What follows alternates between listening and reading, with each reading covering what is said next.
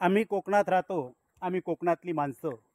त्याच्यामुळे कोकण सांभाळणं, कोकणातल्या रूढी, सण उत्सव साजरे करणं, रूढी प्रथा जोपासणं ही जबाबदारी जवळजवळ आमच्यावरच आहे. आणि हे जर केलं तर कोकण सांभाळलं जाईल ह्याची पूर्णपणे जाणीव आम्हाला आहे. आणि हे सगळं करत असताना आजच्या या रूढी, परंपरा, प्रथा पुढच्या पिढीकडे सोपवणं ही सुद्धा जबाबदारी आमचीच आहे. नवरात्रोत्सव जवळ आला आहे आणि याच्यामुळे या मंदिरापर्यंतचे रस्ते साफ करणं आणि रस्त्यांची डागडुजी करणं, झाडी तोडणं हे आमचं काम आहे. आणि आमच्या गावघराणे शिवणे खुर्दने आज ही स्वच्छता मोहीम राबवली आहे. सकाळपासून संध्याकाळपर्यंत गावातील सर्व माणसं या स्वच्छता मोहीममध्ये राबली जातील. हे आमच्या चौंडेश्वरी आईचं मंदिर आत्ता सजवायला सुरुवात झाली आहे आणि ते संध्याकाळपर्यंत सज्ज होईल, सजवलं जाईल. हे आहे समोरचं पटांगण, ते सुद्धा साफ केलं जातं आहे. आणि ही सर्व नवरात्र म्हणजे घटस्थापनेची पूर्वतयारी आहे. येथे येणाऱ्या भक्तगणांना कोणताही त्रास होणार नाही याची काळजी घेतली जाते. ही पहा, खूप मोठी वर्दळ आहे. मंदिरात सजावट करण्यासाठी सर्वांची घाई झालेली आहे.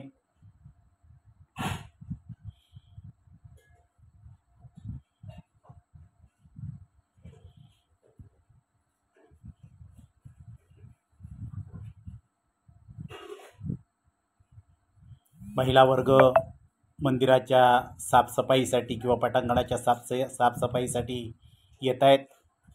संपूर्ण गावची लोक येथे येणार आहेत आणि बहुतेक लोक आलेली आहेत.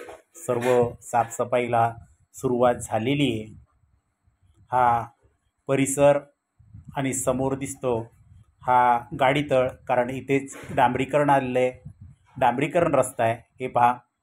आणि हा आपण पाहताय त्या गाड्यांसाठी गाडीतळ तयार करण्यात आलेलं आहे. कारण बऱ्याचशा गाड्या येथे आता दररोज येतील आणि त्यांचीही व्यवस्था केली जाते.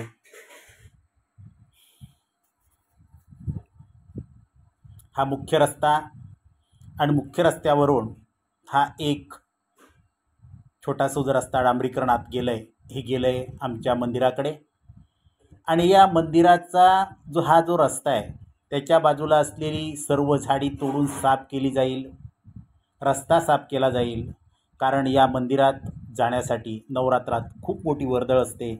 सकाळी मला वाटतं 7 वाजल्यापासून ते रात्री 10-10:30 वाजेपर्यंत सर्वांची ये जा चालू असते.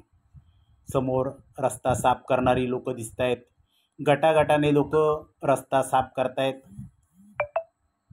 मंदिरात बरीचशी लोक गेलेली आहेत. आणि हा जवळजवळ 1.5 किलोमीटरचा रस्ता आहे. आणि या रस्त्याच्या चारी बाजूला असलेली झाडी आता पूर्णपणे व्यवस्थित तोडली जाईल आणि रस्ता साफ केला जाईल. संध्याकाळपर्यंत हे सर्व काम पूर्ण केलं जाईल. अशा प्रकारे लोक काम करतायत. जेवणाचे डबे घेऊन येथे लोक आलेली आहेत.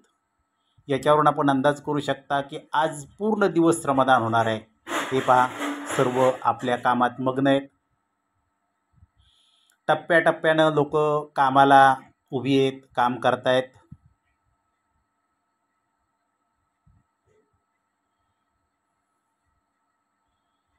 आता हा जो समोर रस्ता दिसतोय ही पायवाट आहे आणि हा पूर्वापार रस्ता आहे. पूर्वी हा एकच रस्ता होता, कारण पूर्वी गाड्यांची सोय येथे नव्हती, रस्ता नव्हता आणि त्याच्यामुळे या रस्त्यानं लोकांची ये जा होती. परंतु आतासुद्धा एक पायी जाणारे लोक, जवळचा रस्ता, यामुळे ही लोक पायी जाणारे लोक या रस्त्याने जातात. त्यामुळे हा रस्तासुद्धा साफ केला जातो आहे. या रस्त्यावर सुद्धा साफ करण्यासाठी खूप काही माणसं काम करत आहेत. ब्रास कटर घेऊन हा रस्ता साफ केला जातो आहे. मंदिरात आता खूप काही भांडी आहेत. ही भांडी साफ केली जात आहेत. विहिरीचं पाणी काढलं जातं आहे. कारण समई, पूजेचं साहित्य हे सर्व साफ केलं जातं आहे. ही पहा, मोठमोठाली भांडी आहेत. कारण ही भांडी का, तर नाही म्हटलं तरीसुद्धा पहिल्या दिवसापासून येथे कमीत कमी 100 ते 150 लोक महाप्रसादाचा लाभ घेतात. चहा सर्वांसाठी चहा ठेवला गेला आहे. साफसफाई चारी बाजूनं मंदिराच्या चारी बाजूनं चालू आहे. कधी कधी मला वाटतं या मंदिरात महाप्रसाद कमीत कमी 500-550 लोकसुद्धा घेतात. 5वी माळ असो 7वी माळ असो, या दिवशी खूप काही भक्तगण येतात. पण आलेल्या प्रत्येक माणसाला महाप्रसाद दिला जातो. पटांगण जवळजवळ साफ झालेलं दिसतंय.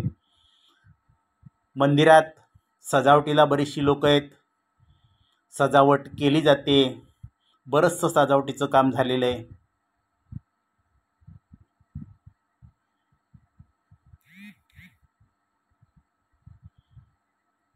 मंदिर सजवलं जातंय. सर्व लोक मन लावून काम करतायत. ही पूर्वापार प्रथा आहे. प्रत्येक वर्षी आम्ही हे मंदिर नवरात्रोत्सवात सजवतो. आणि हे पहा, मला वाटतं रोषणाईसुद्धा लावली गेली आहे. सकाळपासून जे काम चालू आहे ते खरंच सर्व लोक चांगल्या पद्धतीनं काम करतायत, मंदिर सजवतायत.